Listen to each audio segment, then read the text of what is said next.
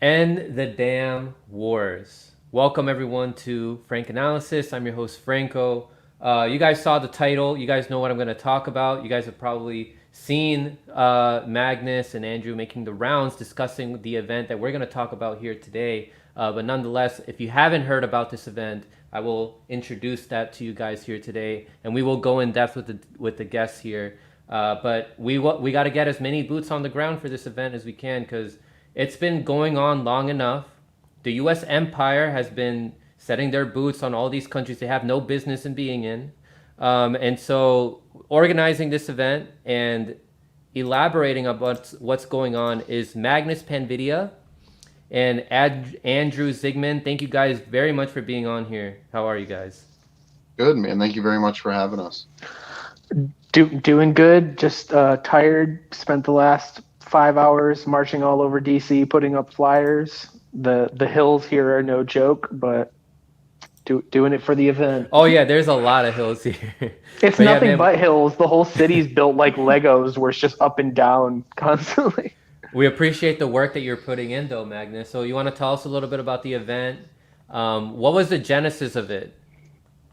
Yeah, so actually, the idea came the last time we were all in DC. All of us here in this chat, this video, even for the Assange event a couple months ago, and we were all just kind of very casually just talking about how it's absurd that there's such a small Assange movement, but it's even more absurd that there's pretty much no anti-war movement at all right now in the United States. You have good groups and good individuals who bring up good topics and stuff like that, and occasionally you'll get like Code Pink out and stuff like that. But outside of them, there is kind of no anti-war movement. So we thought we would just do a small little event in DC, just the Assange people and maybe a couple more, and it kind of blew up into this big nationwide kind of event that might be much bigger than we originally expected, and that's exciting. It shows that there's kind of a drive in the population for this and a demand for this kind of event. Hell yeah, hell yeah, yeah. I mean, I loved how earlier this year, the Assange protests it was nationwide, and there were also some collaboration with people in other countries, right, Andrew? So Yeah, what are your? Yeah, yeah. Go ahead. I was just going to say on April 11th, which was the 2 year mark when Julian was taken out of the Ecuadorian embassy, we had managed to get, I believe it was 56 protests in 36 countries around the world. And so that's something that we were super excited about in the Assange community. But like Magnus was saying, we came back for our Clovers for Assange events afterwards and a few others after April. And there's no organized anti-war event. Like you saw the things start happening. You saw Israel start bombing Palestine again, and there was movements here in the United States. There was cities where people just poured into the streets, but there was no concerted, consolidated effort of individuals trying to organize on a decentralized basis. So it was something that Magnus and Kimber really are the spearheads for all of this. I don't know if everyone here knows Kimber or not. We call her Mean Panda a lot of times. But she was really one of the people actually championing most of this, doing most of the heavy lifting as far as working with DC police. Like I was able to help with some permits, but she's been in contact with them way more than I have. So credit where credit's due. Most of what's taken place here was that Kimber and Magnus were wonderful organizers, pulling communities together, and me as a Free Assange organizer joined on board with them. But it's really their spearhead, and I'm just happy that I'm able to come along with them for this because Yeah, it's and, something and, that I'm. and yeah, Kimber deserves a lot of the credit because I'm just the pretty face of this. I just talk good. Kimber's put in all of the groundwork. She's spectacular. She did all the graphics designs for the awesome logo, which if anybody can go to the End of the Damn Wars Twitter, she made all of that. It looks great. I'm really excited to get one of the shirts tomorrow just because it looks cool. And yeah, she's putting in a lot of groundwork. And it's also kind of perfect because just today it's coming out that I'm going to mispronounce it because I'm not sure if it's Ghana or Guinea, but African country. I always mix the Guinea. two It was up. Guinea. Yeah, Guinea, where there was footage of U.S. Special Forces riding along the military there right after they overthrew their government and disposed the president. So it's like, oh, there's another black operation, another coup in Africa just today. So Yeah, I'm just showing your Twitter page here right now. The artwork is amazing. Yeah, we've been discussing here on this channel some of the stuff going on right now regarding foreign policy with Afghanistan. Tomorrow we're gonna no, not tomorrow. Friday, I'm gonna have a guest on to talk about the wars that's going on in Somalia, the U.S., how it's involved there, how the U.S. is involved in Congo. We've discussed Syria on this show. We've had on several guests to discuss that. It's just insane how much the U.S. is putting their fingers in everywhere. And when there's truth tellers like Assange, like an individual that we were in yesterday, we were discussing like that they prevent that from happening, and how that's related to everything. Like, how can we get the message out that an event like this is happening if we don't have a free press? So all these issues are interconnected. And one thing I'm glad that you guys are doing, when I was on the ground yesterday in DC, I met up with some of the Occupy Congress protesters, Paula Jean, Nick Brana of MPP, and Jackson Hinkle, and they were saying that you guys are collaborating with them. So I'm glad to see that, and that reminded me of what I heard Andrew say. I think it was back in January or March. I can't remember which one it was. I believe it was January when you said we should have more collaboration of different movements that have different events, and so this will keep increasing. The collaboration and the solidarity with the different movements will keep increasing. Eventually, we will get what, Andrew? Well, not to be shy about it, but the goal is to build Yeah. towards a general strike. Yeah. Right, where we have different people that are hosts of YouTube channels or blogs or things like that pick up issue specific campaigns that they organize on. For me, it's Free Assange. For some people, it's healthcare. For Ron Placone, for example, it's municipal broadband, things like that, just across the board. And then bringing those groups together for a weekend of events. Like we have been promoting the most our event on Saturday. But we're also having a march on Friday on the north side of town to multiple different local TV stations in hopes of getting more local press coverage at the event on Saturday.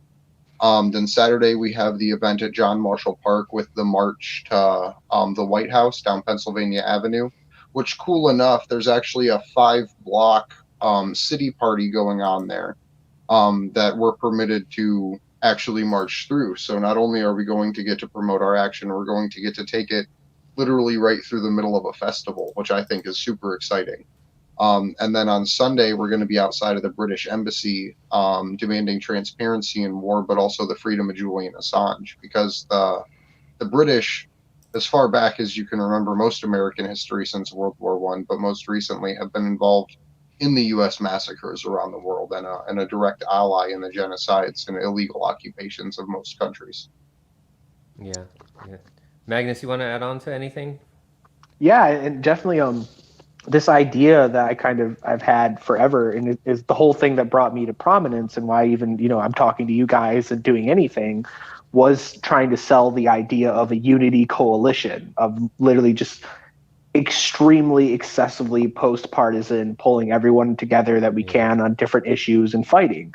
And you're starting to see that kind of idea build more and more, both in like our circles and then also just organically in other places, to where you're having these groups come together and kind of put aside their differences for a moment, because we're realizing that the main political factions have accomplished nothing over the last 10 years. We have more cops, more war, more poverty, like everything we fight seems to get worse. So we really need to dramatically and drastically kind of reevaluate how we go about this. And that's where I had the idea of the Unity Coalition. Yeah. And obviously, like, the Assange movement's really good at that, of pulling together all sorts of different people. And then this anti-war march, I mean, we have people from the Green Party involved, we have people from MMP involved, we have people from the Libertarian Party involved. Like, I think in Arizona, some of the GOP are speaking. Like, it's just broad, almost everyone you can imagine kind of participating somewhere at some point in these marches, which is what I wanted from the very beginning. I don't want a partisan anti-war movement that goes away the moment a Republican or a Democrat gets elected. I'm glad to hear that, man. And I can't wait to see that, because what I'm expecting is seeing people realizing how much more they have in common with other people. There's going to be more opportunity to understand some nuances. Like maybe they have a predisposed perception or opinion about a certain group of individuals, like libertarians or Green Party members or MPP. But once they gather, they start learning more from each other. And that is a chance for them to improve their movements. So I'm just going to show real quick the website here, the End the Wars protest, right? So you have here, about us, we are a small group of unity activists raising awareness around the gross misuse of U.S. military and surveillance agencies, which jeopardizes national security and harms countless populations around the globe for profit. Our current objective is to flood the streets of Washington, D.C. on September 11th, 2021, to demand accountability for these endless wars and global mass surveillance networks, which pose a risk to democracy in sovereign nations all over the world, including here at home. So it's going to be, so again, September 11th, 2021, starting at noon. I guess I can meet with you guys earlier to help you guys setting up. So it says here on John Marshall Park. So the exact address to that is here, right? 1600 Pennsylvania Avenue Northwest.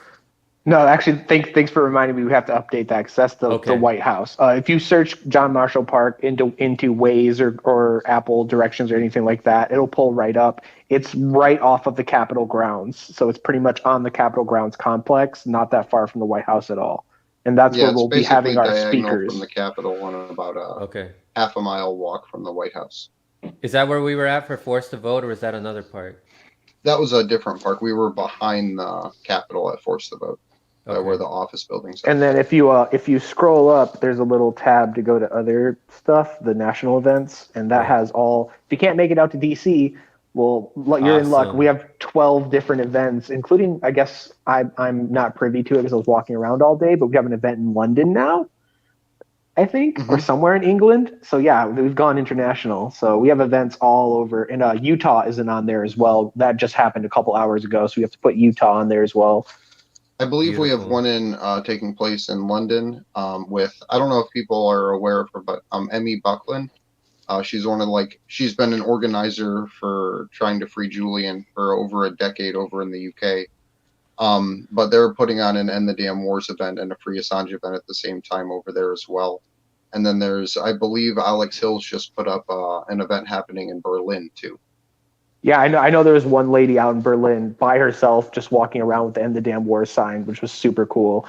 Which that's little things like that. You'll be surprised how much that motivates and inspires people, but also like she had a lot of conversations with strangers about this and kind of got to spread information. And that's like the one of the main reasons I pushed the unity thing is because there's so many different perspectives on anti-war that I had a 12-hour long podcast and brought on people from across the political spectrum. And by the end, we still haven't run out of angles to complain about the war.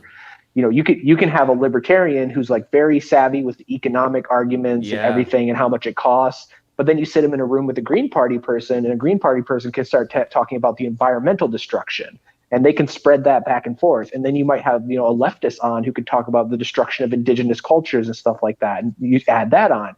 You can have, a conservative veteran that can give insight to how the military actually operates. And you start pooling together all of these sources and reasons to oppose war. And you kind of get this, big, I keep calling it like the Voltron of the anti-war movement of all these different reasons to oppose it. That's awesome. Yeah, the systematics of it, the environmental destruction, how it impacts our economy, the ethics that are involved. There's a lot of different angles. That's an amazing point that would cause people to be, an anti-imperialist or against wars. So yeah, it would be great to see that. I would love to show some live footage of people interacting. But yeah, I'm foreseeing a really beautiful event happening that day.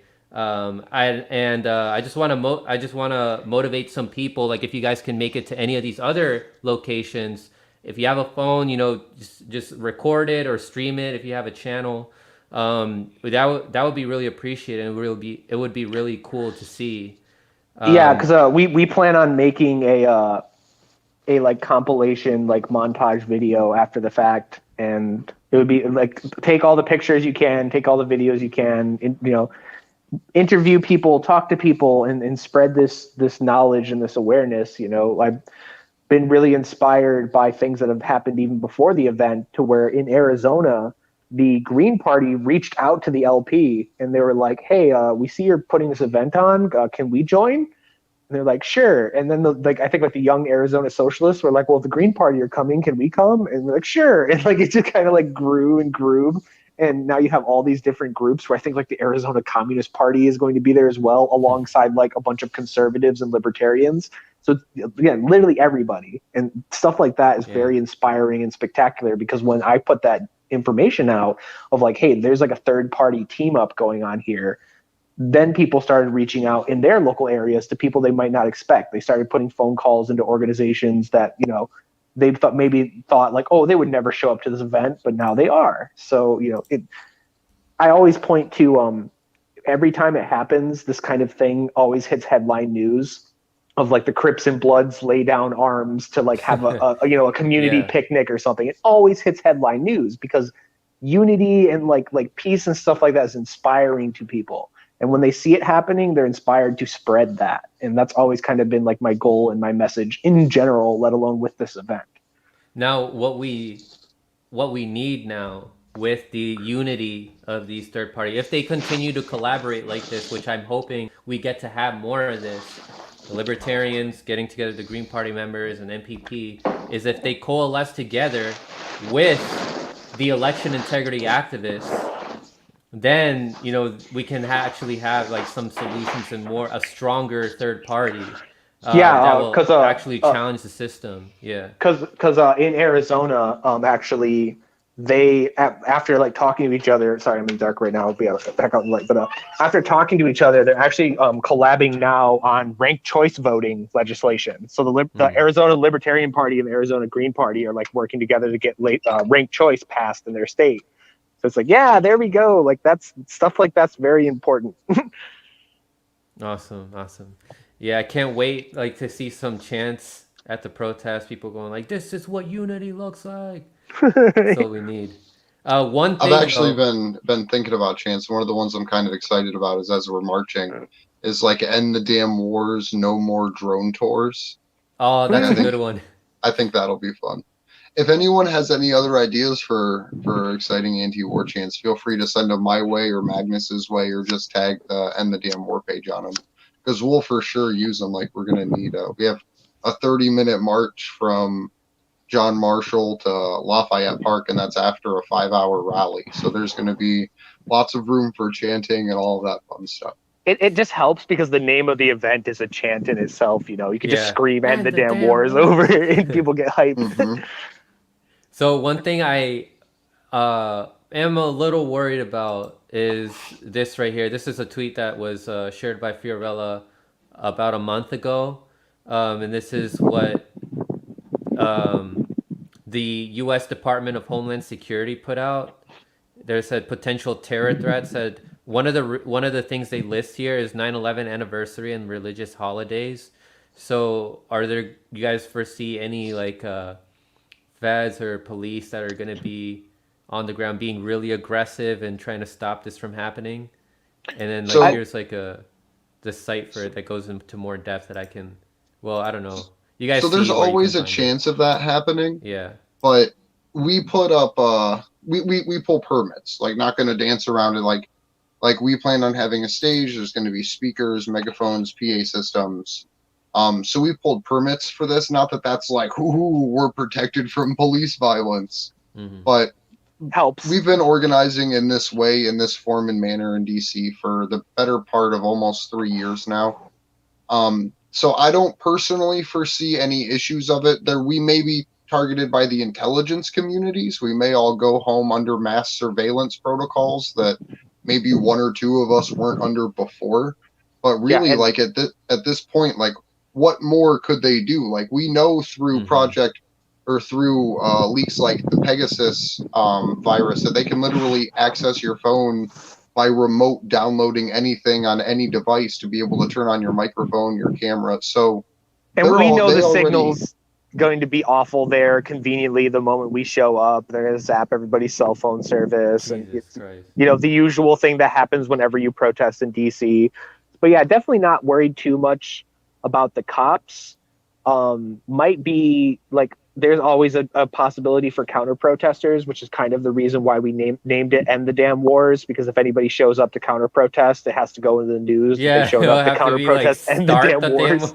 Yeah. Start the damn wars, continue. Someone made that account actually, which is funny. But and then outside of that, obviously, like any kind of provocateur sort of thing, I'm going to have my guys there that are all like a bunch of military vets and stuff running security. Awesome. And they're under explicit instructions that if anybody starts joking around about storming buildings or starting anything, they're immediately to be escorted out of the area and told to leave. Like, we're not joking around. This is a peaceful protest. Don't even crack a joke about it. Like, this is DC. Be very serious, please. Like, and that should be emphasized. No one's advocating for violence. This is strictly peaceful.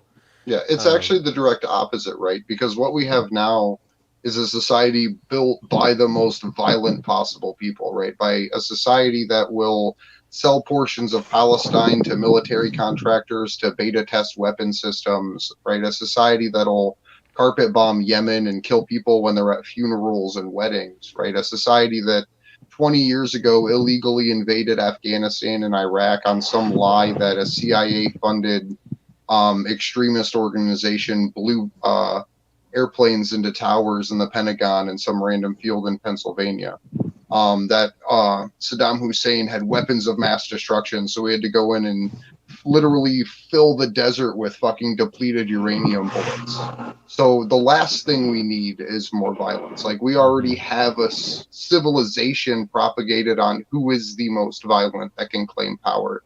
So the hope is to do it the direct opposite direction, where you literally wage peace. It's Jill Stein's idea of a peace offensive, where we're not coming out here and like smashing windows or storming buildings demanding change. We're coming out here trying to raise people's consciousnesses and get organizers that may have previously been organizing for a political candidate or a political ideology to say, hey, there's more fundamental principled stances that I can organize for that aren't caught up in the team baseball duality. Awesome. Yeah, so the single issues is very huge to me. That's everything that I was doing last year with the police brutality thing. That's everything I'm doing now with the anti-war thing. Is I feel like the greatest success can be gained on single issues, because a lot of activism and politics now are these package deals where you have to agree on all these different things, or we're fighting for these, several different things at once, and that can kind of exclude people and cause tribalism and stupid infighting, to where picking one thing at a time, like, let's put out this fire, having significant change. Yeah, it doesn't get any more post-partisan and more something that promotes unity, like being anti-war. So that's great. What solution do you guys have, aside from continuing these direct action events? Like, what are your ideas of like solutions, like opting out of the system? Like, how do you guys propose doing that? Broadly, or with this event in particular? Huh? Oh, just broadly, yeah. Oh, yeah. I mean, I'm an anarchist, so I'm all about, totally revoking your participation in the system and building parallel structures. So that's kind of always been my thing. And then the unity thing is the political side of it. So there's the anarchist side of it, which is just non-compliance, not participating in the system.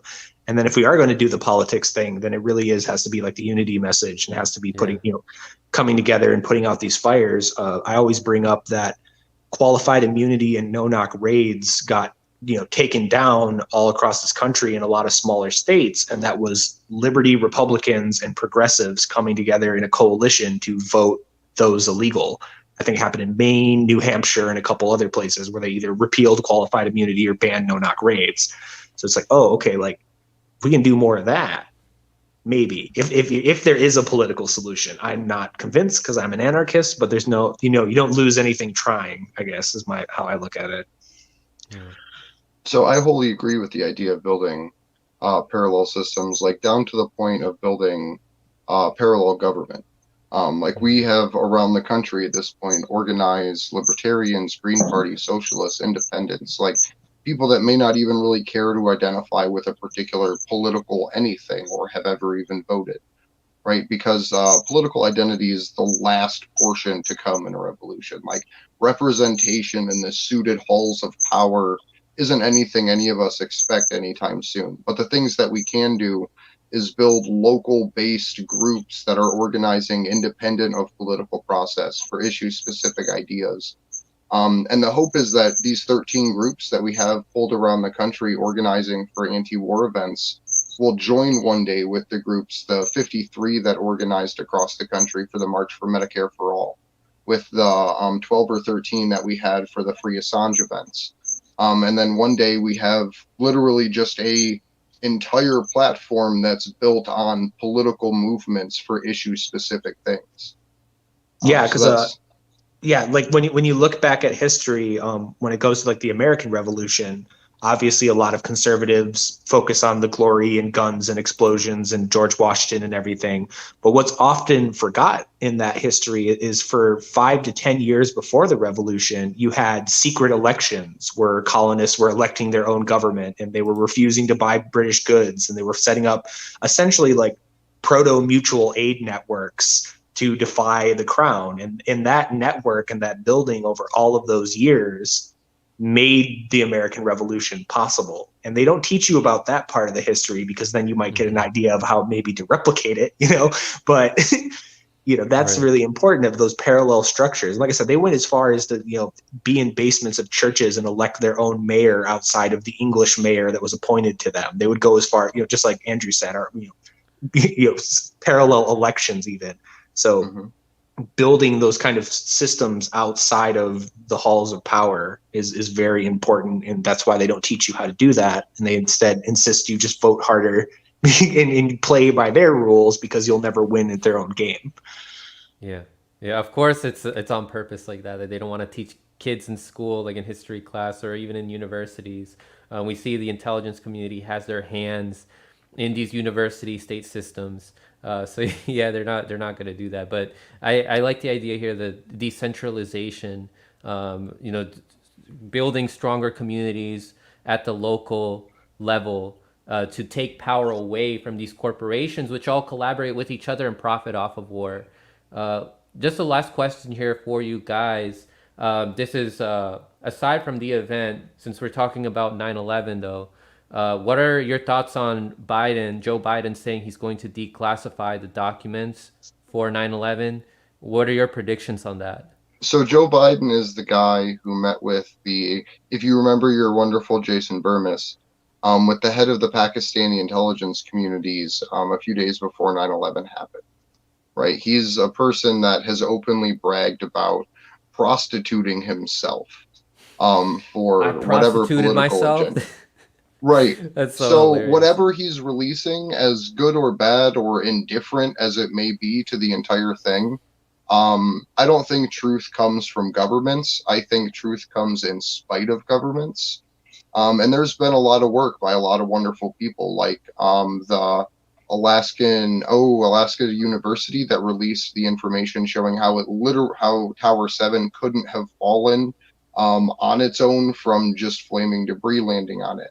Where you have people like Jason Burmis releasing Loose Change, Invisible Empire, and other documentary films that go through factual events in sequential order about what was happening in our world before and then preceding the attacks on 9/11. So I think anything that Joe Biden would release would ultimately just be a smokescreen because of the pressure put forward by the family of 9/11 victims, as sad as that is to say. Yeah, because they had the families had that whole thing where they all came together and demanded that Joe Biden not participate in any 9/11 memorials this year unless he releases the documents. So I see it either as a bunch of giant redacted blocks of text that we're going to get, or it's going to be some Kennedy assassination thing that, like, when Trump declassified stuff from the Kennedy assassination, it was effectively like nothing. Like, there was no information there, nothing, but you get that buzz and that headline and that positive press for like 3 weeks, and then you release it on a weekend where the press doesn't cover it, and then everyone forgets by Monday because gerbil brain kind of press cycles. So I don't expect much of it. I mean, I always leave the door open to be pleasantly surprised, but what incentive does Joe Biden have to come out and be like, oh yeah, hey, this was all manufactured nonsense, and this is like total blowback from a bunch of intelligence agency bullshit that we did over there years prior. I doubt it. We'll see though. But I think the more important thing when having conversations about the wars that preceded 9/11 through the use of the Patriot Act and the authorization for military force it is that it's not the boot soldiers' fault, right? Like, regardless of what comes out on 9/11, regardless of the information that we've received, there were people like John Bolton's of the world that wrote the rules of engagement that allowed for things like double taps to be committed. There were commanding officers that oversaw literal bodies getting ran over by tanks on a regular basis, which is one of the highest war crimes you can do to filing a corpse. There were people who, like Chelsea Manning, were trying to reveal accurate information about the civilian murders through the chains of the military. Another person would be, oh my God, the gentleman from Australia, David McBride, who was literally a senior legal officer in the Australian military, who revealed that the only reason Australia was in the wars is because it was good for the profits of American corporations and for the spin for Australian politicians, where they were literally sending their boys in to die so that way they could run a headline and get support for their domestic politicians, like, not even hyperbolically, but literally. And you see that with the conversation that Joe Biden was having with the the U.S.-backed president of Afghanistan before the fall of Kabul, where he's like, yeah, no matter how bad it looks, make sure you just spin it to sound good, completely ignoring the absolute reality of the world. So I think that in all of this, the biggest thing to remember is that soldiers were lied to for why they went to war. Magnus says this all the time, and I think it's absolutely beautiful. They took the most powerful people, the strongest, most motivated, hardest working individuals, propagandized them, and then literally drove them to hell and dropped them off for 2 to 6 years. So I think that that's a big part of the messaging that we have to focus on too, is that there are legitimate people that need to be held accountable. And those are the war criminals at the very, very top. And then from there, we can have the conversations about what happens next. Awesome. Any final message you guys want to leave the audience with? Please show up to any of these events. If you can't show up to any of these events, have your own event. Literally be one person with a sign in front of your city hall in the middle of nowhere, Kansas or something. It matters. Anyone who tells you it doesn't matter, it doesn't accomplish anything, is a liar or a fed. Don't believe them. You have insane power. You never know that you might accidentally create the next great anti-war activist by standing on a street corner with a sign. That's how the world works, and anyone who tells you otherwise is bullshitting you. And we have this golden opportunity right now, this kind of confluence of events that I don't think will ever happen probably again. Well, hopefully it'll happen again, but right now undisturbed, of where we have the end of the war in Afghanistan and kind of proof, tangible, touchable proof that all of these U.S. projects are for nothing. They're for blood and money. They won't accomplish anything. All of our nation building is going to fall apart the moment we're not involved. And be able to go to people and be like, okay, see, this is all a waste. This is all awful. Here's all the other awful things about it. And we can seize this moment and we can bring the anti-war movement back. But it requires individuals. There's not going to be a bunch of congressmen and senators that are going to come out and join us. There's not going to be any big, super PAC money coming in, backing us. No, this is all paid for by fundraising. The only people that are going to make us free and the only people that are going to solve this problem are us. And it ends when we decide we want it to end. So that, that's what I have to say to people, is just do it. Like, you have the power, get out in the streets. This is the moment for it. And it's only going to get harder from here. This is going to be the easiest moment to oppose all of this is now. And it will only get worse from here. Yeah. I would just leave people with do what you can with the time and money that you have.